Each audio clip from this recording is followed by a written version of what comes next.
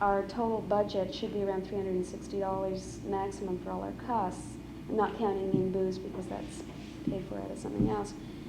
And you come to me and you say, okay, I've got $350 to spend on pub night, and this is basically the type of event. What type of thing do you have? If you don't have a specific act in mind, if you have one in mind, you've seen it in a club or something, and you think, hey, you know. But if you don't have it in mind, well then normally an agent will give you choice. You know, unless they have a very strong interest in one group that they're particularly pushing, they'll generally say, okay, here's 4 groups in that price range. Each one has this strength or that strength, and this is how they operate. And if possible, they'll tell you where you can see them so that you can get an idea of the type of act it is. And then it's up to you to make the choice. You know, I don't think you should ever put yourself in a situation where you say, okay, agent so-and-so, on such and such a date, give me an act, and leave it up to them entirely, because they're not totally they don't totally know your market. I suppose if you've been working with somebody for 4 or 5 years and they've been really working closely with you, you could almost do that. But basically, it wouldn't really teach you anything either. You know, like I presume that a lot of you are into this because you have a certain amount of interest in the industry. By the way, that's something totally aside from this, but we really need educated people in the music industry, people who have business education, legal education, marketing, advertising education. There's very, very few people with any kind of training get into the music industry, and it's growing. It is now, at certain levels, a phenomenally large business. It's a major industry right now. It goes into the billions of dollars, as I'm sure you all know from reading Rolling Stone or whatever, you know. And there's fantastic careers available there, and anybody who's taking these types of courses, I hope will consider getting into the industry, because we need people like that, you know. We need people who are not in it for a fast buck, who are in it to make a career and do something worthwhile in it, you know. Does anybody have any questions on yeah, go ahead. When you're examining a rider, Mm-hmm. the John Sebastian rider, there were certain conditions that he wanted, certain things. Apart from that, I believe that he wanted a certain amount of money before Yeah. the concert, and then the rest of it before perform. Right. Okay, in a situation like that can be haggled. You're looking at lawyers, but on most riders, they do have, if the rider is not satisfied, or they can refuse to perform. Mm-hmm. Things like that happen. Oh yeah. Oh yeah. It depends on how big a star the star is in the mind of the star. Okay? If the most important thing to that star is to have Gatorade at the end of the concert, you know, as a very famous example of a Canadian group gone slightly crazy, and really feel that they're big enough and important enough to warrant canceling an engagement because their quota of Gatorade hadn't been prepared for them, they're perfectly within their legal rights to do so if you've violated the contract. Definitely. You know. Yes? We consulted a lawyer, and apparently there are things called essential and non-essential elements of a contract. And he said that you would stand a very good chance of suing the pants off the group if you failed to fill a non-essential item such as Gatorade. Okay. In the court, the group would lose without a doubt. Well, were you talking to a lawyer who was experienced in entertainment cases? Yes. Okay. He's a big name American lawyer. Okay. He's at a big conference in Washington. I don't know the legal precedents involved. I think everyone's aware that anytime you take anything to court, anything can happen, okay? Now, I think a fairly legitimate argument could be set up for something that would influence the state of mind of the artist prior to going on stage, that you were preventing him from properly performing his job by affecting his state of mind. I mean, it's very hard to prove that a quart of Gatorade isn't emotionally essential to this artist who is supposedly so temperamental as the nature of an artist supposedly is. It's all a myth, by the way, but anyway, you know, it's something that, if it's a matter of a quart of Gatorade, I think probably I'd go out of my way to do it for the simple reason that it's a lot safer, to do so. When you get into technical aspects, you're really getting into a touchy area. For example, Alice Cooper demands super troopers, which are a kind of light, and he claims that he can feel the difference in one light or another, and if he doesn't have his specific type of light, as spelled out in the rider, he just feels that he cannot perform as well. And it's, just totally a sense of feeling. No, I know. Those are things that are essentials, yeah, but just, things like Gatorade or your Moldar's contract, the rider had They got the booze on it. a lot of booze and things like that. She's all specified. She didn't have to play before a segregated audience and things like that. These are the things that touch off. Yeah, well, the thing is that to understand, you've got to understand the nature of an artist, and no matter how big they get, it never changes, okay? To get up on a stage and do that type of thing, basically you're a terribly insecure person, all right? You need that kind of feedback that you're getting up there, and it doesn't change. The bigger they get, the more insecure they get, and I've worked with the biggest and the smallest, and they're all the same. And to be treated like a star becomes extremely important for some of them. And if they have specified Gatorade and the Gatorade is not there, they're like little children, many of them. They feel that they're being snubbed and insulted and not respected and that they're not a star in this context, et cetera, et cetera, et cetera. And the performance can be seriously hurt because of it, I think most professional people who handle entertainers or performers of any kind try to come between the artist and the buyer in that type of thing. If I'm managing a group that specifies Gatorade in the contract and that's one of their quirks because they want it in there, I'll go to the hall ahead of time. If the Gatorade's not there, I'll just simply go out and buy it and make sure it's there without causing any static. And most professional managers will do that, But again, you're taking a chance if you count on this guy being totally professional, because there are some bad ones too, So it's something that writers can be very dumb, because now it's become like having the biggest car was many years ago for entertainers. Having the most demanding rider becomes a status symbol, And to them, it's very important, Silly but important. Anyone else with any? Yeah, also going back to the writers, like most groups will have, before you're budgeting, let's say you get a certain budget for a group, and then you're looking at a possible ticket price. Do most groups have certain costs in terms of lighting or what they may need, or is that across standardized in most writers? No, it can vary greatly. All right, even on a local level, you'll have groups with writers from time to time. If they're smart on a local level, it'll be simply requests. One of my groups tends to look a lot better if the drummer has a drum stand, like in other words, if he's elevated, because he's a very visual drummer. And we'll request that, and we'll request that it's of a certain size because he has a certain size of drums that he has to operate on. If it's not provided, we're not going to kick up a fuss. It's just something that helps the thing. However, you can really get messed up if you go as the quoted price and plan on that before you have actually signed the contract without checking into the rider. Because some riders can run up into extremely high figures. You might get an act that is supposedly going for $5,000, and by the time you fulfill the terms of the rider, the act's costing you $8,000. So master pianos. Oh, yeah. Very hard to get. Yeah. You get the master pianos. Yeah, well, this is it. For example, if they have certain sound requirements, at one time the big thing with groups, the big status thing, was to demand Hanley sound. Okay, Hanley was the sound company at the time. That was about 6-7 years ago. Now, if you were to presume that this group was going to come and all you'd have to do is go out and get a few speakers for $100, you'd be very much mistaken, because Hanley went anywhere, depending on the requirements, from $1,000 to $2,000 for the night. So that was an extreme expense that was involved there, and yet wouldn't be quoted when you were initially talking to the agent in that case. So investigate your riders.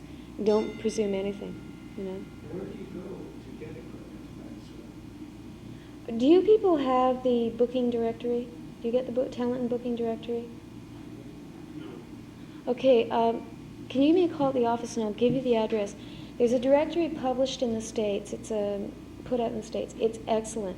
It's got every major recording act listed, who their manager is, who their agent is, every major sound company, light company, you name it, it's there.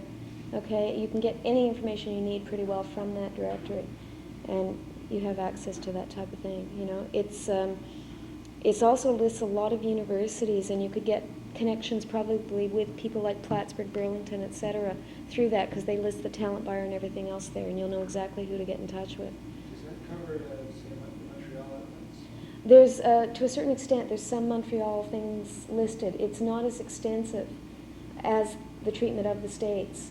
You know, for example, there they list every, taxi company and everything for every city. They do have a few Canadian cities, but not to any great extent, It costs about $25 for the year, and it's... Just wanted to show, we have the billboard, which is geared to the college market.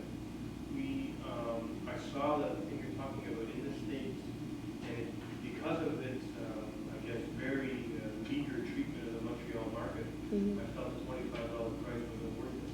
Because for us to get stuff from across the border, it's such a hassle. And plus, we have all the college directories of all the American universities anyway, the talent buyers in, all the program directors and everything. Well, does that have a complete listing of attractions? Well, then that covers it pretty well.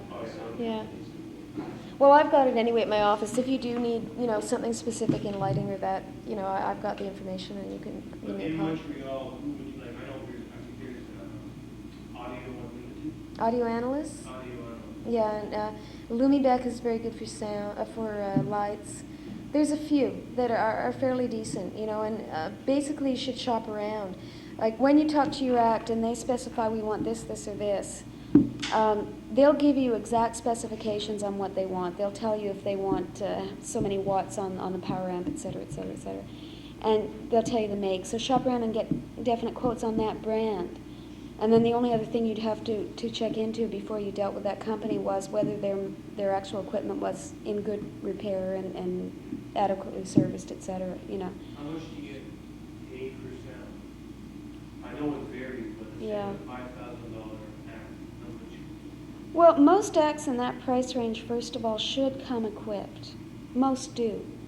You shouldn't, unless you're doing an outdoor event, you shouldn't generally have to pay anything extra for sound. For sound, you just forced to that? Not in the type of halls you'll be doing. Well, possibly in the arena. The person who is booking the act, if the agent can't tell you what their exact sound capacity is, request to have either the manager of the group or the sound technician for the group give you a call. You can describe the hall to him, and he'll be able to tell you exactly whether they can handle it or not, and then there's no problem. And lighting, again, there's various lighting people in Montreal that can do a job. When you're dealing with lighting, probably the best thing you can do is hire the equipment plus an operator, rather than go out and hire the equipment and try and operate it yourself, because it can get pretty sticky. Yeah. How would you find an agent for a very small local group? For A very small local group. in English rock, you mean English-speaking rock? A very small group. Locally. And in rock music, are you talking about? I'm the only one. I mean, Sheldon is doing promoting and that, and he does handle agency work for a couple of people, but in an actual agency set up as an agency, like I'm the only one left. The teachers' strike and the cleanup of the city's nightclubs has pretty well put everybody out of business over this past winter, and there's just not much left, that of people who are really dealing with this. Explain the difference between what type of end of the business Sheldon handles, what type of end of the business you handle? Because I tend to get the two. Yeah, I do often too. Well, Sheldon's a bad example because Sheldon pops in and out of things quite regularly. Okay, Donald's a very good example. Donald K. Donald is strictly and solely a promoter, all right? Actually, Sheldon, if he's promoting, is not actually permitted by his union license to be anything else. He manages to get away with it. But Donald is only a promoter, because if you're buying talent, you cannot represent talent. That's the ruling, all right? Donald has affiliated companies or that are, with him. He has a record company, a publishing company, and a management company, okay? But Donald is a buyer of talent, all right? Sheldon is that, plus, to a certain extent, an agent, someone who makes things happen. That's basically what Sheldon is. He goes into things as a trend appears, he picks up on it and develops it. I wouldn't say he's primarily an agent to any degree. I think it's just mainly because of the fact that he's got such a name in Montreal that he's continually being asked to serve the role of an agent, that he does it on the side, But he's mainly into the higher levels, the bigger priced acts than a local sort of thing, What about yourself? I'm an agent, okay? I'm an agent with some venturing into the management field simply because very few local acts have good management that can direct them. So I found that more and more as I'm working with acts, I'm ending up telling them how to do this or that and grooming them, et cetera, et cetera. But almost entirely I am an agent. In other words, I represent, my client is the artist, okay? I'm there to service his interests and to present him to the potential buyers in any one market.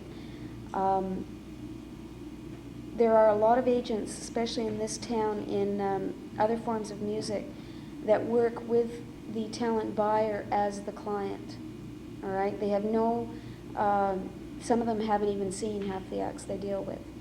Okay? They've just got a name and somebody said they were half decent, so they say okay, and they pump them out wherever they can, But I operate more on the lines of the United States type of operation, which is working with a set number of acts that I know and that I believe in, and finding places for them to play, okay? To a certain extent, I am working as a vehicle because I am an outlet for various other agencies for the Quebec market. So I do have like a roster of people like Octavian and Flood and Shooter and Downchild Blues Band, that type of thing, that I don't necessarily work with very closely, but they're there if the need arises for somebody who wants that level of act. What about imported groups? Is there a problem with the unions, convention unions? Importing groups from? The United States and bringing them into Montreal. Is there a problem with unions, union dues and that sort of thing? No. If it's a union group in good standing, there's no problem whatsoever, as long as your hall is in no way blacklisted. Okay? If you wanted to present an event in a nightclub, for example, let's say you were to rent it for the evening, I'd certainly check whether that was on the blacklist or not, because you can have problems that way. We ran into this a year ago in Bishop's University. Bishop's has been on the union blacklist for about 5 years because they refused to pay some artists. I don't know the exact story, but they're on the blacklist.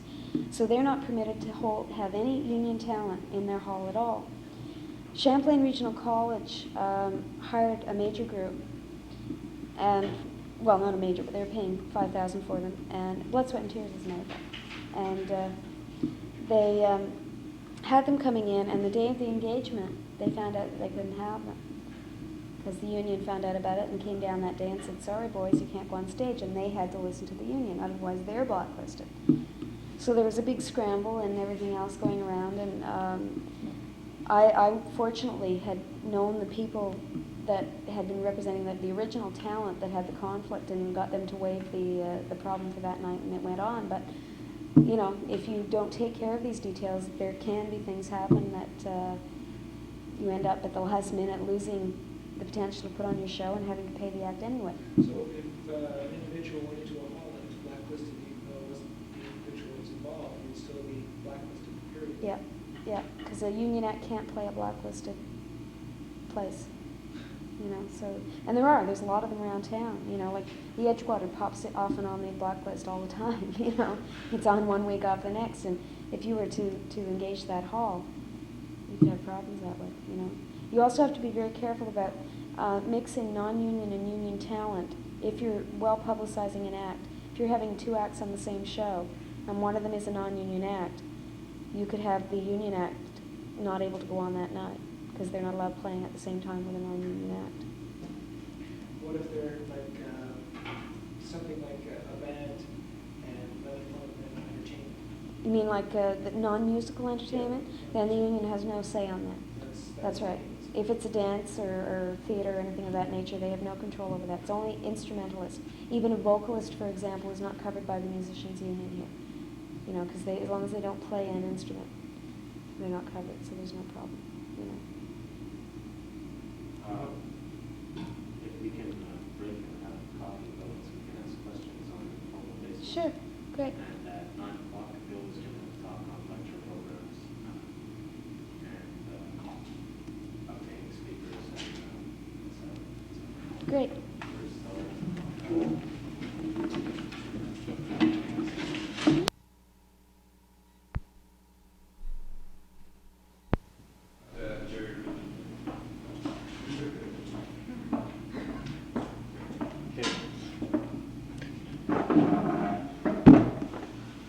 I'm going to get to all these things. The first thing which I showed you was the lecture bureaus.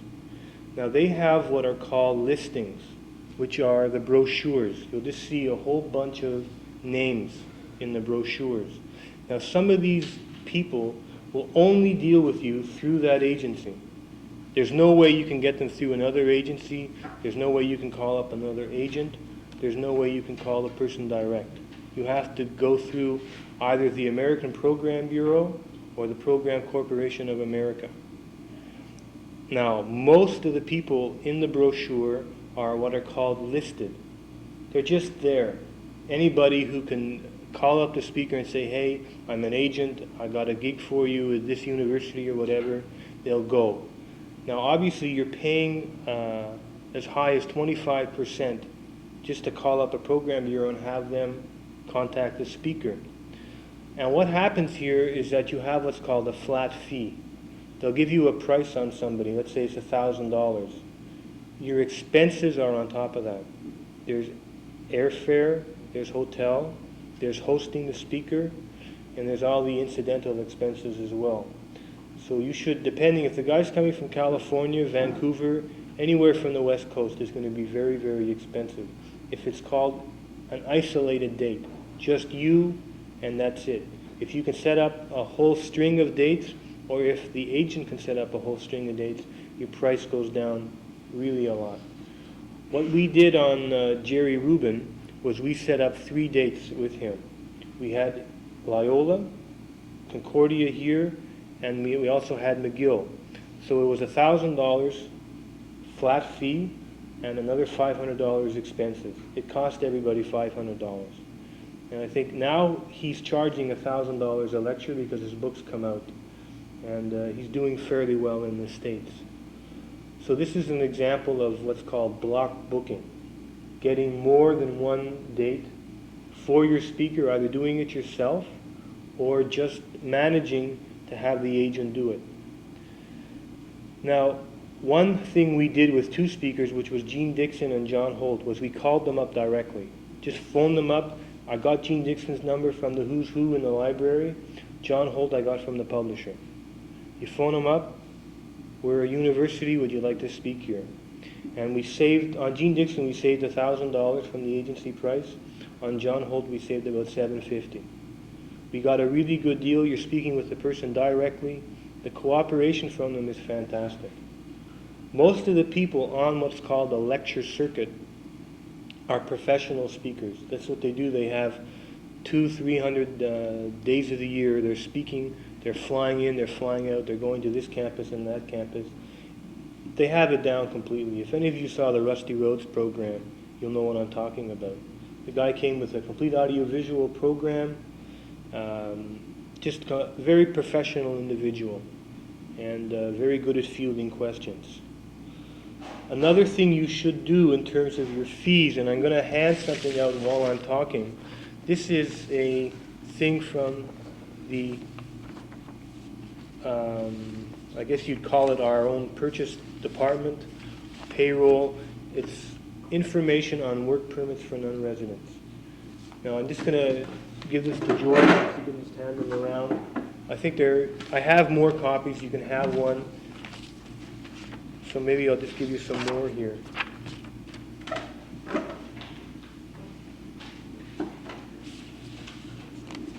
Now, as we were talking with Sheldon Kagan, what happens is the guy's coming up, you're paying him $1,000. The Canadian government wants $300 of it before he gets paid.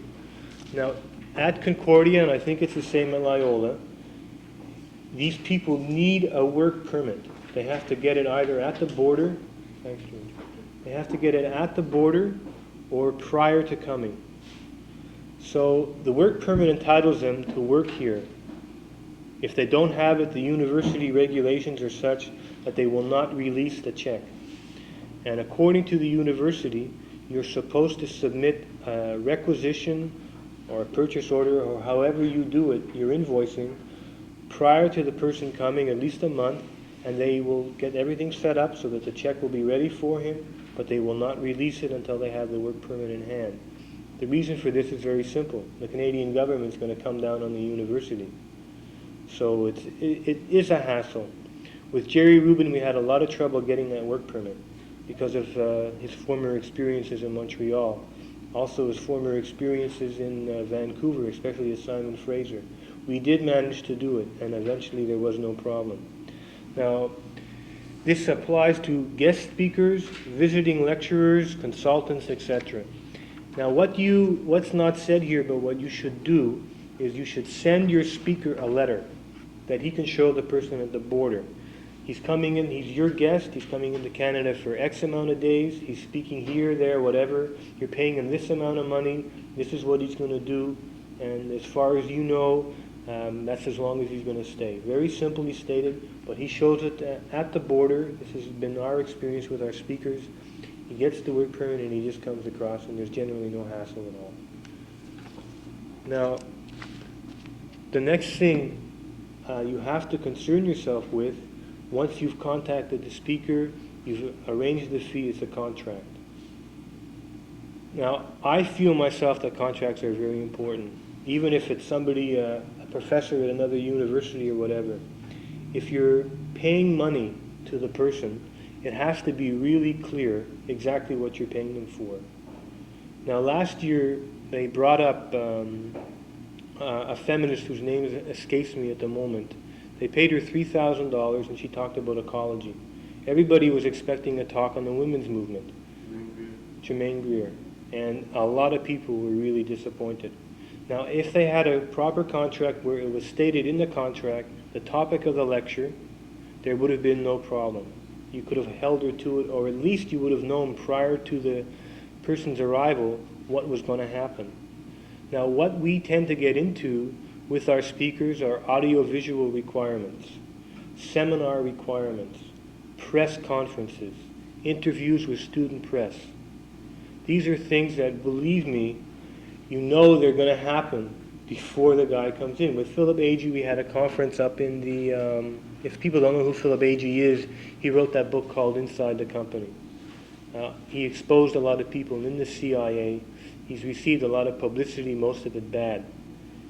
But what happened was we got a fantastic amount of calls from especially local people, but also from Toronto and Ottawa.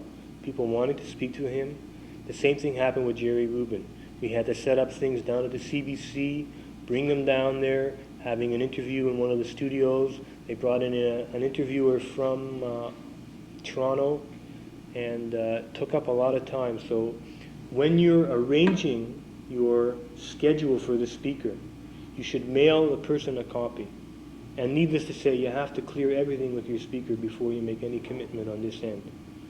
So the itinerary is very important. Just to get an itinerary together, day 1, day 2, or morning, afternoon, evening, who, where, when.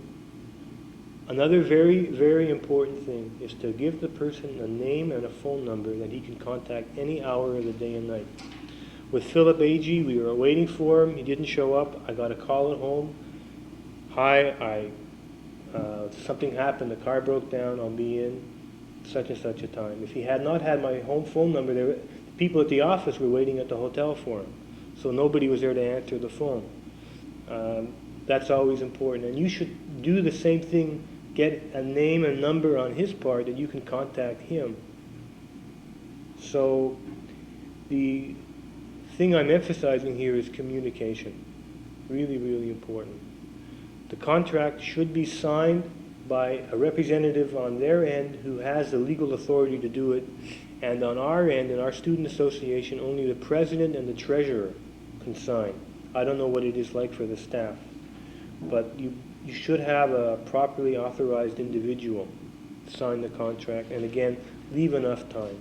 Generally what we do is clear everything up by phone, so by the time it's in the mail, you know there's going to be no problems at all. Now, on the day of the event, you just have people who are responsible meet the speaker. He's a guest here, he probably does not know the city, he doesn't know what's happening. You got to carry him through the day. You just try to be as polite and hospitable as possible. We had a lot of problems with the press. They tend to be very rude and pushy. They just want to get a piece of the action. They'll come up to you, can we have 5 minutes after the lecture, can we have 5 minutes before? And sometimes you have to be a little rude and say no, or else if you want to accommodate them, try to do it beforehand. Now tomorrow night we're going to be getting into things like press releases, media advertising. The editor of FYI, For Your Information, Joel McCormick, who is the university editor on campus, will be here tomorrow night to talk about things such as how you can set up press conferences, which is what we did through their office. We set up all our external press conferences.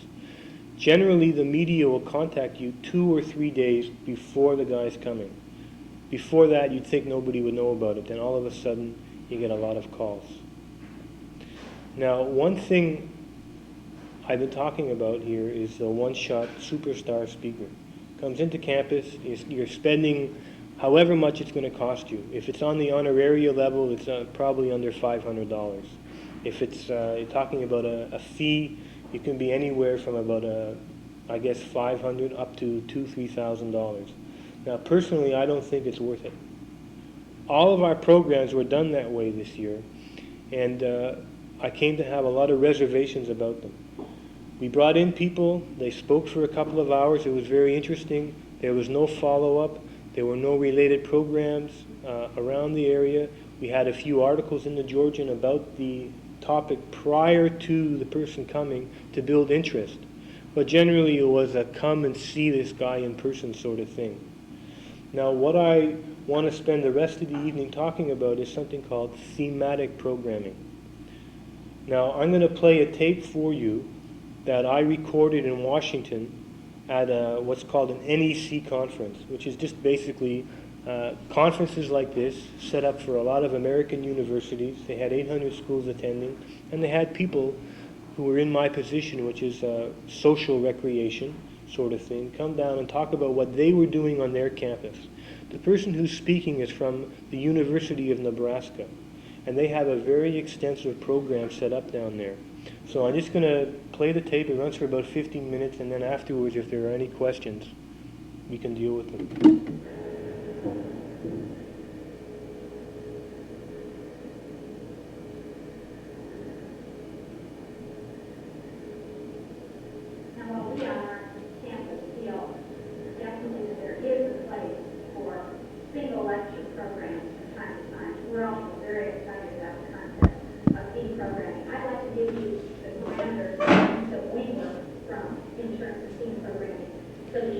Could everybody hear it?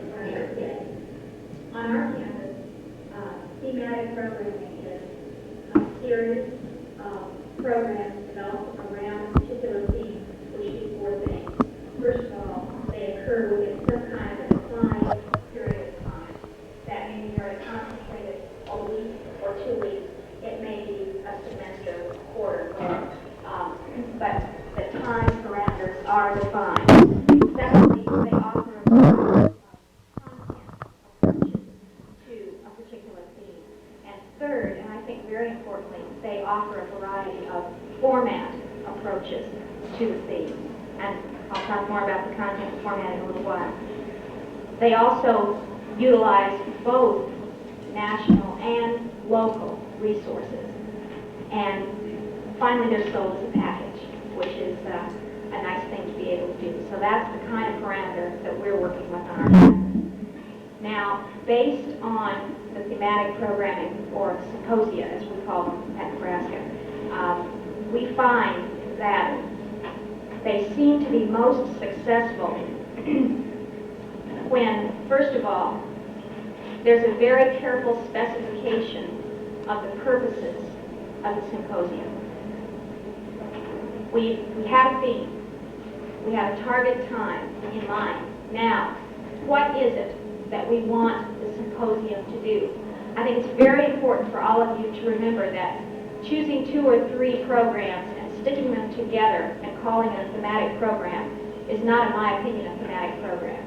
In other words, what is it that this series of programs is going to do from both a content perspective and a format perspective?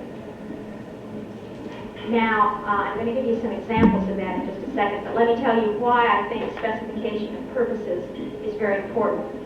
First of all, you're usually dealing with a pretty nebulous area. Some of the areas that Diane mentioned to you are very broad, tremendously broad. You could program for 10 years on international affairs and, begin to hit a part of it, and that's all. So they help you to narrow. Statement of purposes help you to narrow a very nebulous area, give you something workable. Also, and I think this is a real key, they make the identification of resource people possible. And I think resource people, as you'll see in just a second, are one key to success in thematic programming. And I don't mean just resource people that you bring in. I mean resource people that you use and use a lot in your campus community.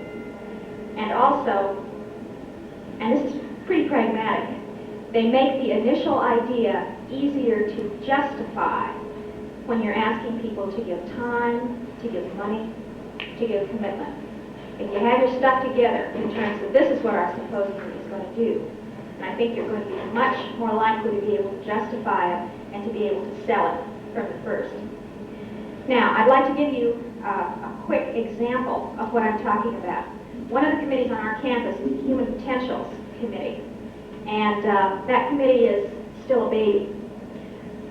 When they began late last spring to decide what it was that they were going to do for the fall, they said, I think we want to do a symposium. We said, okay, what do you think we ought to deal with? And we've gotten a lot of feedback to indicate that there was a great interest in Eastern thought and philosophy on our campus. We did a quick scan through the academic catalog and found that there was almost no courses which covered this area. We found that there were very few programs which covered this area and very few organizations which dealt with it. So that's another way that you may come up with a theme, an area on campus where there's very, very little information about. There seems to be an interest. And so they decided, all right, we're going to deal with Eastern thought and philosophy. Now that is a broad area. The general purposes which the committee came up with after some time was what this symposium ought to do was first, and very practically, because the committee was so young, it ought to create some kind of campus awareness that the committee existed and that it had programs and services to offer. So it was a PR kind of thing. It also ought to introduce the campus community at large to a segment of the Human Potentials movement, the National Human Potentials movement. It should also provide exposure and experiences, and this was a very guiding purpose for us. It should provide exposure and experiences which were not available elsewhere in Lincoln, which helped us to eliminate some possible programs as we used that criterion when we were selecting the programs. It ought to provide information about Eastern thought and philosophy. And it ought to demonstrate, and this also became a very important purpose, it ought to demonstrate how we have been affected or could be affected by much of what has come from the East. And finally, another pragmatic one, it ought to provide an impetus for future programming based on the kind of evaluation which we would do in the feedback, which we would elicit, which would continue a revival of interest in Eastern thought and experiencing. So with those guiding purposes, the committee utilized resource people in the campus and the community, and they developed a symposium on the wisdom of the East.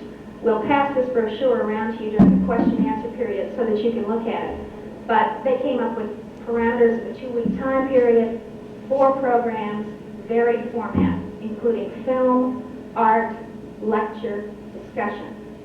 And it was a tremendously successful experience for us because the campus was introduced to something which they were very interested in, had very little knowledge about, and it was able to be sold as a package.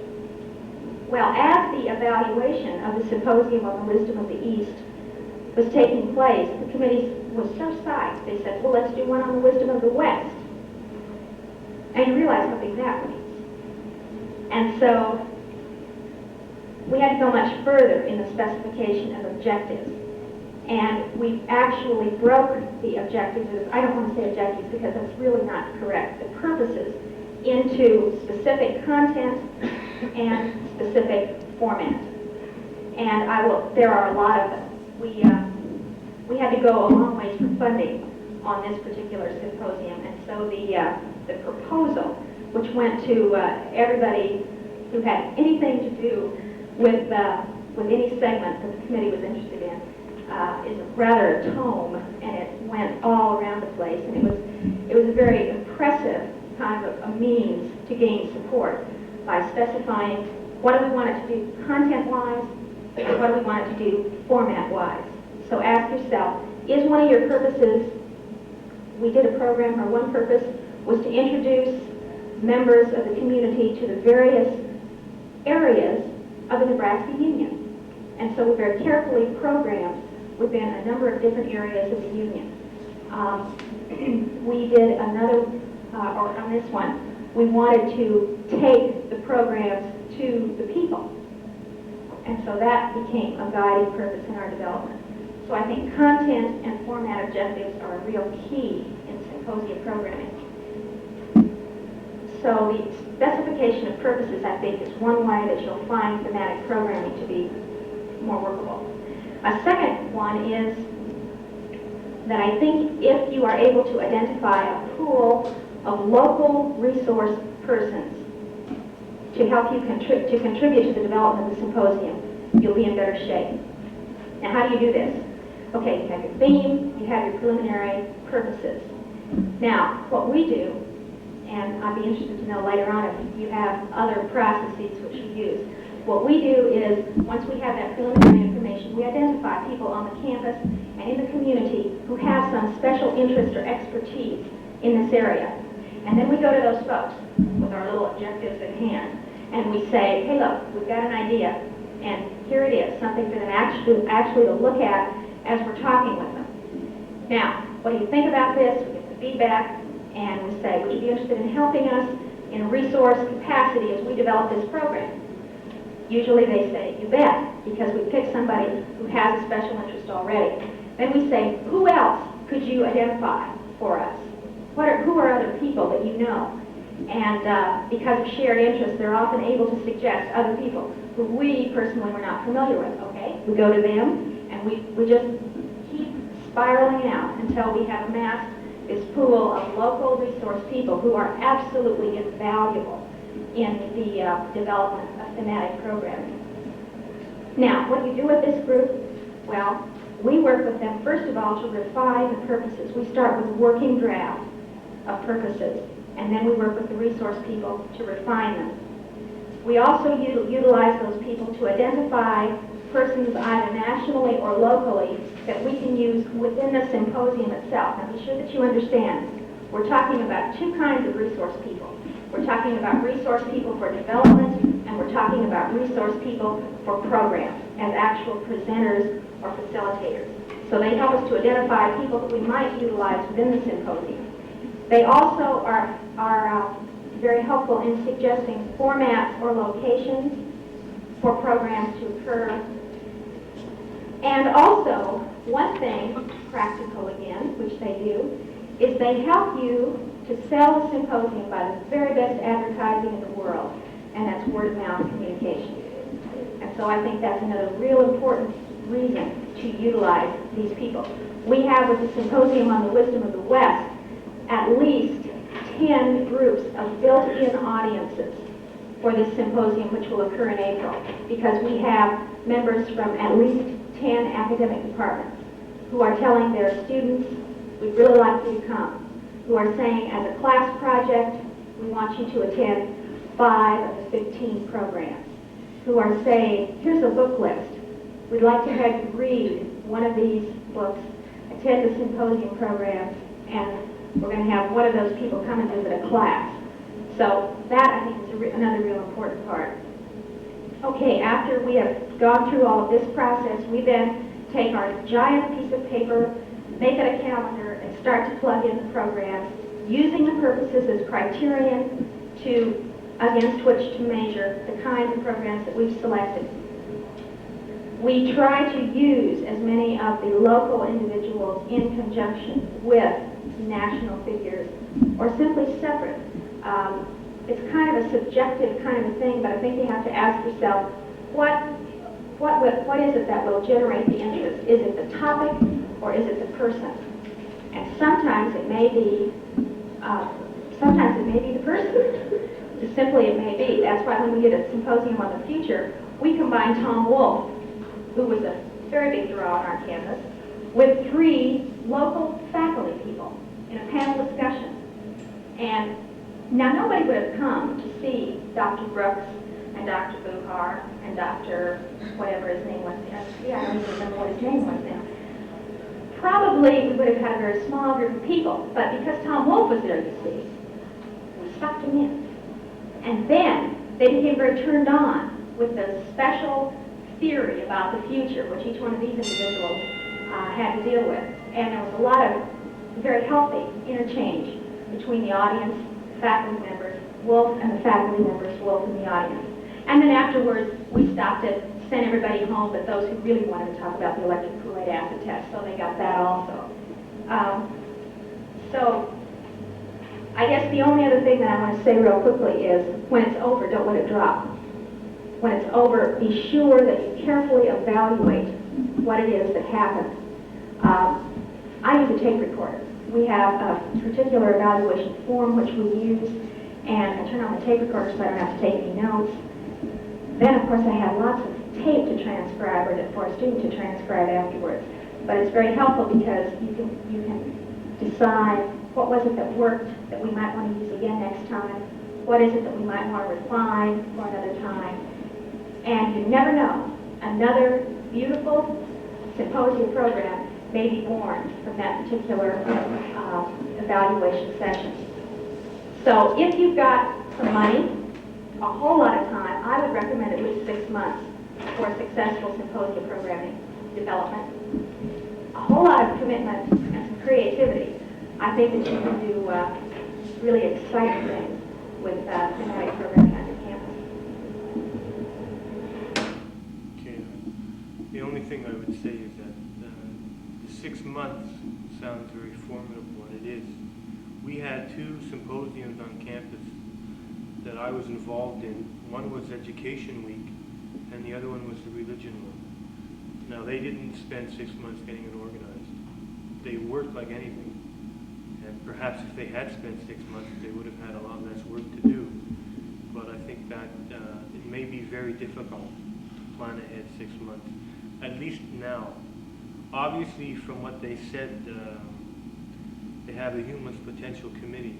I mean, their whole, I guess, way of doing programming on their campus is so much different than ours. They have big college boards, student, faculty, administration representatives on it. They get together and they discuss, and there's a lot of interchange between various levels of the university. There's nothing like that here at all. Everybody's working in their own isolated little cell.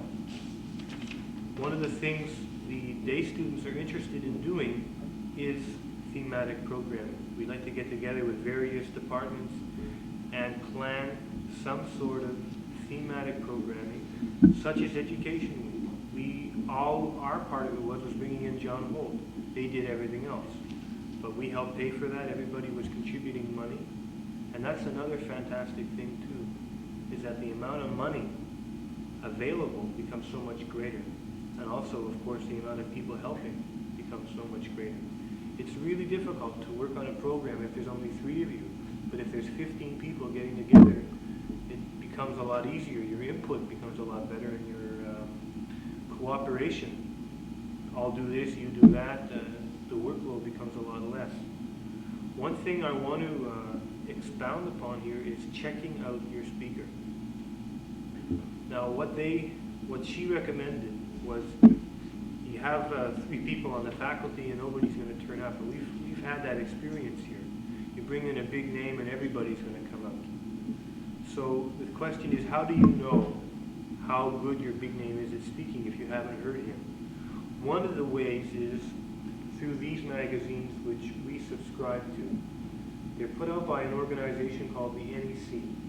And what the NEC is, it's an affiliated union of college program boards across America.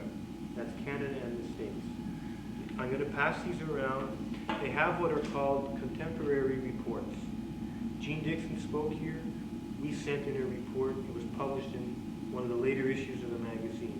It lets everybody know how the speaker does, if you've had any problems with them, what sort of cooperation you've had with the manager. Basically, it's an evaluation of the program, and it saves you a lot of problems. Another thing you can do is to contact the speaker, ask for the names of the last 3 places he spoke at, phone them up, see what happened. On John Holt, we did this, and we got 1 negative report and 1 very positive report. We decided to go ahead with the program, and I would have to hand in something that was middle of the road. So he was good sometimes and he was bad other times. But when you check something out, at least you know ahead of time what you're getting into. Now what happens, of course, is you get a committee together, so-and-so wants a certain speaker, and becomes very attached to that particular idea. And then everybody starts fighting about it. The best thing to do is really try and choose very, very carefully who you're going to have. Now, I don't know, like, the mandate of the Day Students Association has been in the past to bring in people like Jermaine Greer. And that's basically been what has happened up to this point. I'm one of the people in the Student Association, there are many now, who want to change the direction it's going in. And now I think that, I know Norm Hebert is here from Loyola, and we're going to be cooperating on a lot of speakers. You 2 girls I've never seen before. You, I think I've seen before. I went to the office to talk to you about this. I worked down there under the influence of Loyola. Right, right. So at Loyola, they have a program development office, which is very good. They tend to get things going more between the students and the faculty. We would like to get some of that going on this campus. So if anybody here is interested, you know how to get in touch with me because you're here. So you have the phone number, so try and use it. We'll be calling all the people who registered, and hopefully we'll be able to set up something. So I think what I would like to do now is tell you a bit about the NEC. What the NEC does is, besides publish the magazine, is they hand out a lot of literature, which is really valuable. And the things you got tonight were from the NEC. The things I gave out last night were from the NEC on film and video. They have experts writing these articles on all different aspects of college programming. Obviously, nobody here knows it all. And the amount of information they have available is fantastic. Plus, they're a resource center. Their head office is in, I think it is South Carolina. You can call down anytime you want, speak to legal experts. For example, in concerts, you can find out who's on tour where. And they're not in the business of selling you anything. They're there to protect you from the unscrupulous promoter, the unscrupulous agent. They've mediated a lot of contract disputes between the school and various organizations. One thing that comes to mind immediately is John Dean did not show up for an engagement at an American university. They wrote to the NEC, they've been publishing the letters, and there's this big interchange going on between the agency, which I think was Harry Walker, the John Dean and the school and everything, but at least it lets you know like, what happens sometimes on a date. It's not always smooth sailing. One of the problems we had with Jean Dixon was she wanted to Nobody told us this, although they knew about it, but she's coming up, the contracts have all been signed. The day before the gig, we find out that she has this little idiosyncrasy about wanting to sing the American national anthem at the end of her lecture. So would we mind having a few people? Well, we tended to mind very much, especially given the Canadian spirit. So we had to somehow compromise, and I think she ended up doing the Canadian national anthem. But things like that tend to get a little sticky, especially with someone like Jerry Rubin, who came up here and started using our long distance line and ran up a bill of probably $700. And he had a couple of lectures left, so it was a very delicate situation. So I guess you have to be a bit of a diplomat as well.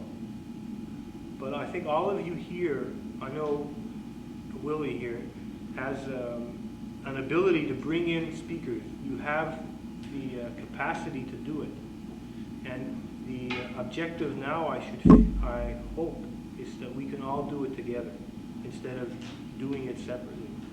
Another thing we want to do is before the middle of August, we want to publish a schedule of the events for the first term, as much as we can. And basically, we're going to be trying to get all our major events planned and the rooms and everything like that set up probably before the end of July. And so by the time people come in for registration, there'll be something there for them to read about. If any other departments, any other graduates association wants to get in on the schedule, there's no objections by any means. And I think it should tend to work very well. Tomorrow night, there'll be Joel McCormick instead of Linda Moffat, instead of Marilyn Tratt. There'll be Ian Cameron, who's also an expert on poster design. And there'll be Cora Ann, who is the advertising editor of the Georgian. And basically the whole idea of the publicity and promotion seminar is a how to do it. And if all of you are involved in programming, there's no way you can escape publicity and promotion. Because inevitably that's where the event falls flat on its face. You could do all the planning you want, but if nobody knows about it, forget it. And that's happened to quite a few events where they spent a lot of money, and maybe we brought in a few people who had no name at all. We were not behind the program. They called us up, would you mind if we come down? Sure, why not? 2 or 3 people show up. It's very embarrassing for you. It's extremely embarrassing for them. And the reason is because nobody really got behind it and pushed. Are there any questions? When you're talking about deprogramming, as the lady was talking about different subjects, doesn't that tend to kind of isolate a group more than anything else in terms of getting a theme over a certain amount of time, whether it be a religious week or whether it be something on under the influence? So doesn't it tend to, rather than expose a subject to a large amount of people, just limit your audience to one subject, or just get people only with interests or that are involved? That's what happened with the influence often. Well, being from Montreal, it brought in a whole group of people that I'd seen at all those kinds of things before, and nobody else got on board. It was like the student services group or something. Obviously that's a danger. I think, Education Week, I think it was like a moderate success. The Religion Symposium was a fantastic success. I think it depends upon your topic. It's just how wide you can make that topic. Just in religion, it was Just the word will turn off half the people. Yeah. One of the things we could have done, for example, with Philip Agee, was we could have had a movie such as 3 Days of the Condor, something like that. We could have had a few professors on staff talk about espionage in Canada. We could have brought down somebody from the RCMP and had some people on a board. I mean, just something like that. So you just broaden the base. So instead of him coming in, there's more something around him. And I think it helps. it's difficult to say without having a specific thing in mind. Obviously, like I think what happens at Loyola a lot is you have a certain number of cliques, and certain programs are done in a certain, I guess, slat or pigeonhole, and it's like going to a lecture when you already know what the guy's going to say. You know, why do people go to lectures? One of the major reasons I think people attend a lecture where somebody famous is so that they can be in that presence. And I mean, I know what Ralph Nader's going to say. I don't have, you know, I think we all do, or Jermaine Greer. We tended to get away from that this year. We set a ceiling of $1,000 to $1,500 maximum of anybody who would come. And we tried to stay within that limit. We did. And most of the people who came down, there were some good surprises. I think everybody was surprised with Jerry Rubin. Everybody expected something completely different, and they got a very different thing. With John Holt, everybody got what they were expecting. So it just depends on what your mandate is. So tomorrow night we're starting at 7:30. It's the only lecture. It's going to run for an hour and a half, and it should be really good. So we'll hope to see you then. If there are any more questions, you can ask me or ask anybody. Okay? No, all I was going to say is that if you try to get everybody, you may end up getting nobody. Yeah. You know, so I think what it does is, if you're careful, like what they did at that symposium, they found something that no one was presenting. And mind you, you've got to look for that. But there must be something at St. George that no one is presenting. And once you find that, you know, you get a lot of people out because it's something new. It's a novelty. But you've got to be careful that, you know, you don't try to please everybody. Because in pleasing everybody, you will say, oh, it's not enough for me. The guy says, oh, I don't care. I've heard that before. It creates a lot of problems.